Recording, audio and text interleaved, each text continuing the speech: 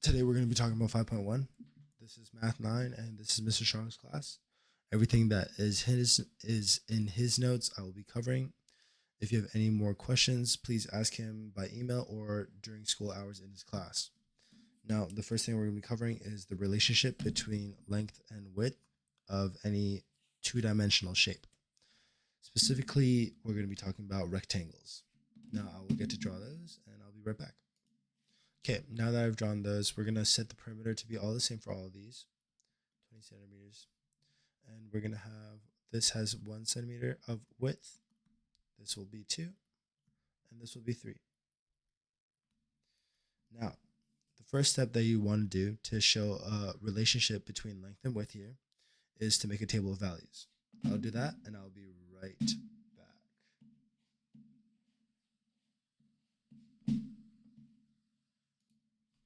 Okay, we're going to have 0, 10, 1, 9,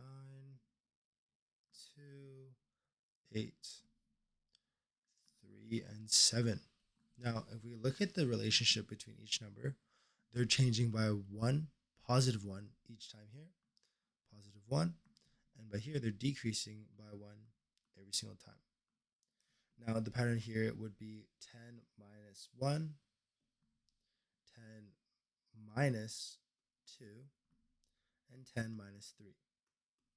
This pattern is important because you will see the equation that we're using for this, especially for rate of change, is A, or in the equation that you'll see right now, y equals ax plus b.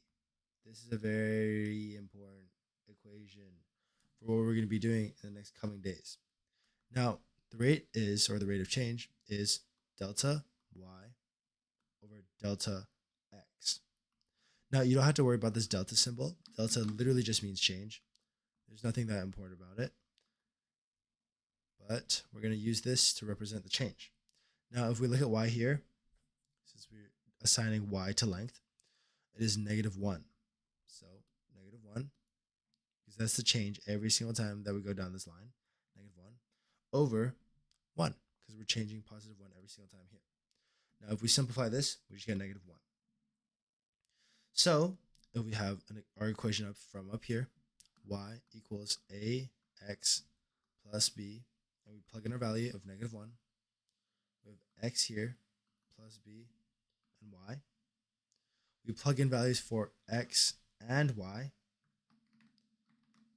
For example, we could use 8 and 2 as shown up here. Now, once we plug these values in, we can solve for our constant b. Okay, for our constant b. Now, from here, we could just do basic algebra and find negative 2 plus b, 8. And we know that if we move this over, b will be equal to 10. So our final equation here for y would be y equals negative 1 x plus 10. This would be the relationship between y and x. Now, second is to describe the pattern used to calculate length in words. I'll write that right now. Now that we're describing the pattern with words, we could rearrange this equation that we got earlier into a more suitable equation that we could use for this type of question. Now, we could have this as 10, because it's positive 10 right in front, and then this negative 1x, which is just negative x, at the back. Now, with this, you could write it as start with 10, because we're starting with 10, then subtract the width,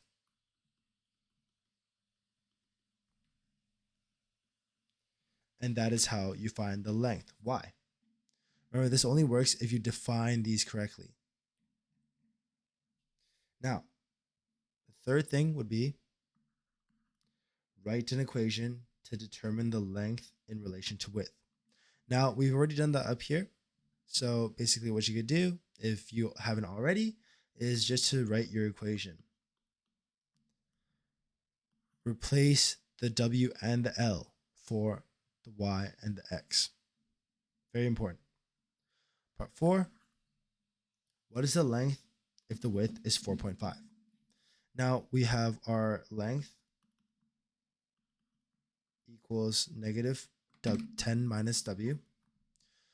This is very important. We need to keep this here, and we base our answer off this question. Now we have L equals 10 minus 4.5. Then we just do basic math, and we find that the width will be, or that the length will be 5.5 centimeters. Box your answer, put a little box down here, fill it out. Anything works, just make sure you know that this is your final answer. Now we're going to be talking about 3 more things: discrete relationships, continuous relationships, and a numeral coefficient. I will be right back to do that. Okay, now we're going to be talking about discrete relationships.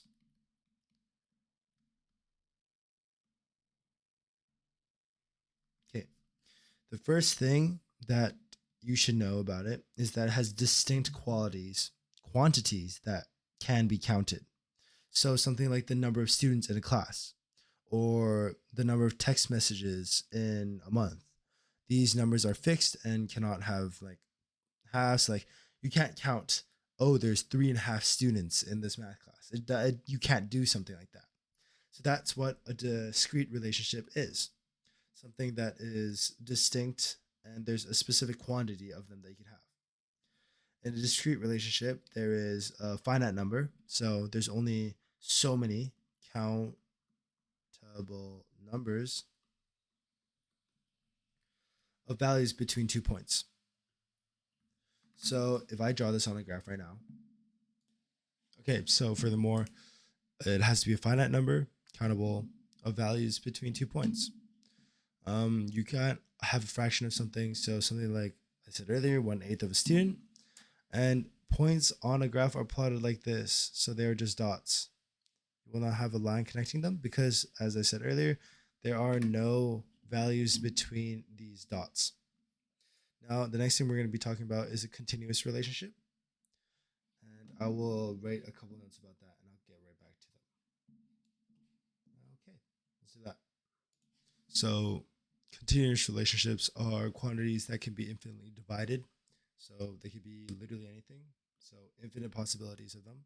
Something like speed or area, where there are multiple points or values between 2 set points. So, let's say we have something like 2 meters squared or 2.2 meters squared, anything like that. There's so many numbers in between those two because it's squared.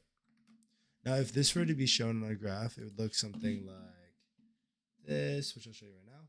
Something like this, where like we have those major points, but in between them we have infinite these tiny points that could be literally anything, which eventually turn into a line. Now, the last thing that I think, no, we have one more thing after this, just an example question. But last thing that we're going to be talking about is a numerical coefficient. So a numerical coefficient is the number that goes before the x. So remember our equation y equals ax plus b. The numerical coefficient would be this because it's numerical, it's number. So something like 3x plus 2 right here. This would be the numerical coefficient. And this right here would be the constant. The number that's multiplied by the variable is always going to be the coefficient. In this case, this is the rate of change. This is the constant. And this is the starting amount, B right here. But the names always change. You just gotta look at the equation, look at the number, and you should be able to figure it out. Now, if we look right here, I'll write another one, and you should be able to tell which one is the numerical coefficient. Right? Be 4x, or 4 in front of the x squared. This is the constant, and that right there is the coefficient. Okay, let's say we're talking about a data plan. A data plan that is $25 for up to 500 megabytes. Now, if you get $25 and you only get 500 megabytes, it would cost you 0.5 or 0.05, sorry, for 1 megabyte, right? This would be in dollars. So if you were to think this would be 5 cents per megabyte. Now, first we construct a table of values, as always. I'll draw that out right now. Okay, so here's our little table. If we use 0 megabytes, we still have all $25. We use 1. We subtract this 0.5 cents. We get 24.95. 2 megabytes, same thing, 24.90. 3 megabytes, 24.85. Now, can't forget the units. But we need to write a pattern of related to change. So we have our original amount, and then we multiply by the rate of change, which will be 0.05. These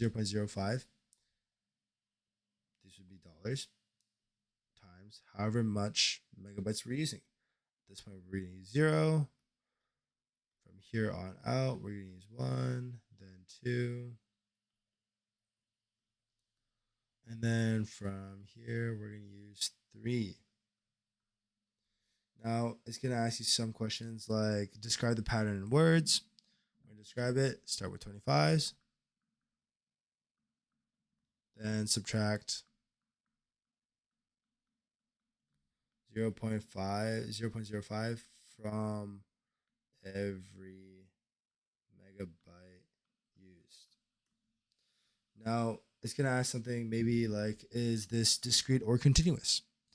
Now, this type of question would be continuous because of the fact that there are infinite amount of points or infinite amount of megabytes that you could choose between it. So if you've used half a megabyte, it would cost 0.025 cents. So it would cost 2.5 cents instead of 5 cents. There are infinitely small amounts of megabytes they could use. So it would be a continuous relationship. Now, write an equation that represents the current value.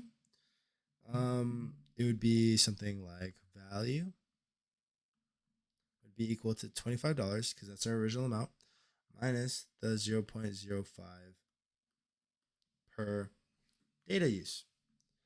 Always write your let statement where D equals data used. And there's your word type equation.